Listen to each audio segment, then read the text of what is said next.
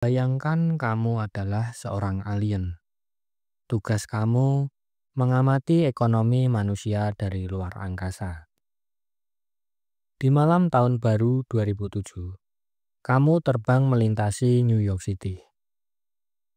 Times Square penuh dengan cahaya terang, pesta meriah, dan orang-orang yang bersorak menyambut masa depan. 2 tahun kemudian, malam tahun baru 2009, kamu kembali ke tempat yang sama. Dan yang kamu lihat persis sama.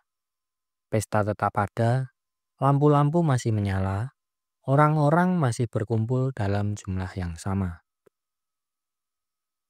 Tapi saat kamu membaca angka-angka ekonomi, kamu terkejut.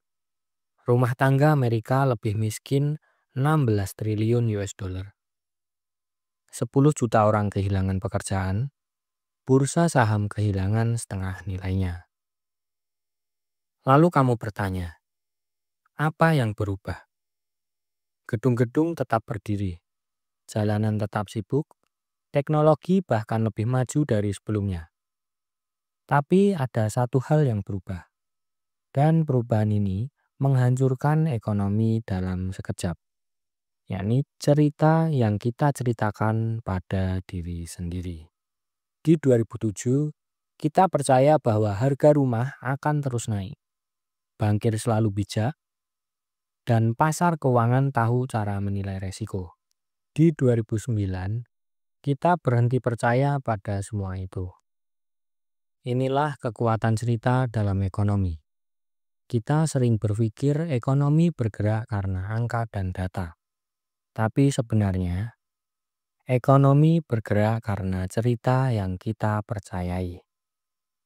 Dan yang lebih menarik, semakin kita ingin sesuatu itu benar, semakin kita mudah percaya dengan cerita yang mendukungnya.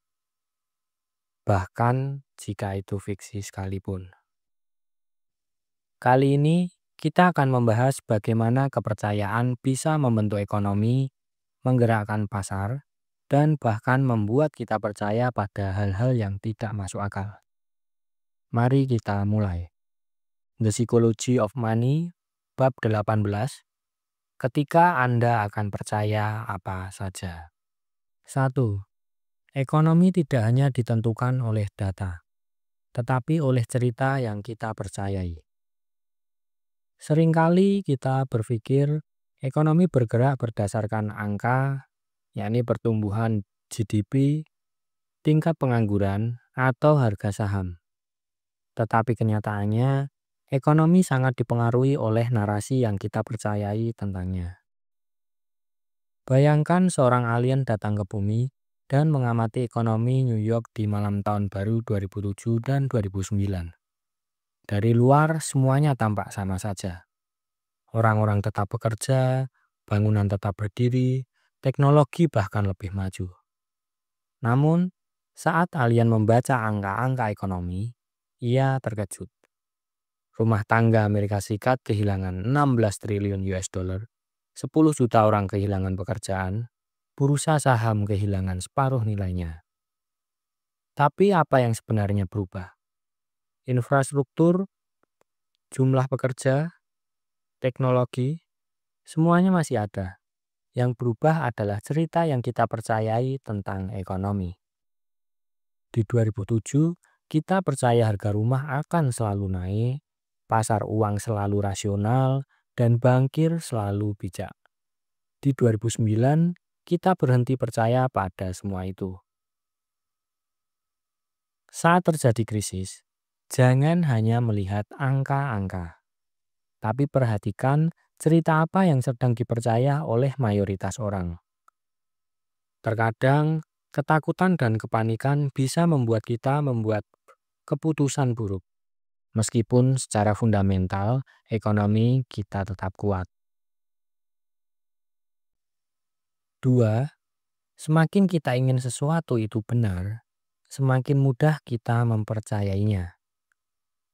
Orang lebih mudah percaya sesuatu yang mendukung keinginan mereka, bahkan jika itu hanya fiksi yang menarik. Di tahun 1918, Seorang wanita berusia 100 tahun ditanya tentang hari paling bahagia dalam hidupnya. Ia menjawab, Armistice Day, karena kami tahu tidak akan ada perang lagi. Tetapi 21 tahun kemudian, Perang Dunia II pecah, membunuh 75 juta orang. Keyakinannya salah, tapi ia ingin percaya bahwa dunia akan damai. Hal yang sama terjadi dalam keuangan. Orang percaya harga properti tidak mungkin turun, bahwa reksadana tertentu akan selalu untung, atau bahwa mereka telah menemukan investasi yang tanpa resiko. Ketika ingin percaya sesuatu, tanyakanlah, apakah ini berdasarkan fakta atau hanya keinginan saya? Apakah saya hanya mendengar pendapat yang mendukung kepercayaan saya? Apa konsekuensinya jika saya salah? Ini dapat mencegah kita jatuh ke dalam perangkap finansial, seperti investasi bodong atau spekulasi yang tidak rasional. 3. Dalam keadaan sulit, orang bisa percaya apa saja. Ketika seseorang merasa putus asa, tidak memiliki solusi, dan taruhannya tinggi, mereka akan cenderung percaya pada apa saja yang terlihat sebagai jawaban. Di zaman, seorang ayah miskin bernama Ali Hajaji memiliki anak yang sakit. Karena tidak memiliki uang untuk berobat, para tetua desa menyarankan menusukkan tongkat membara ke dada anaknya untuk mengusir penyakit.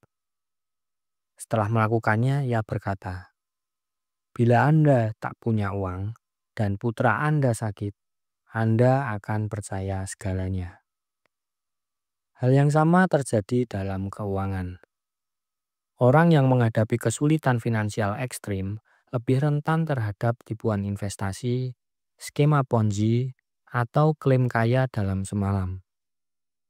Dalam situasi sulit, berhenti sejenak dan tanyakan diri sendiri. Apakah ini solusi berbasis fakta atau hanya harapan? Siapa yang mendapat keuntungan dari keputusan ini?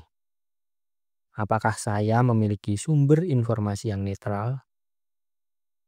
Kesadaran ini dapat mencegah kita dari keputusan yang merugikan diri sendiri dalam jangka panjang.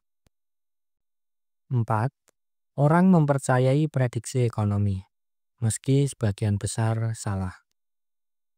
Banyak orang mendengarkan pakar keuangan di TV atau media sosial, meskipun rekam jejak prediksi mereka sangat buruk.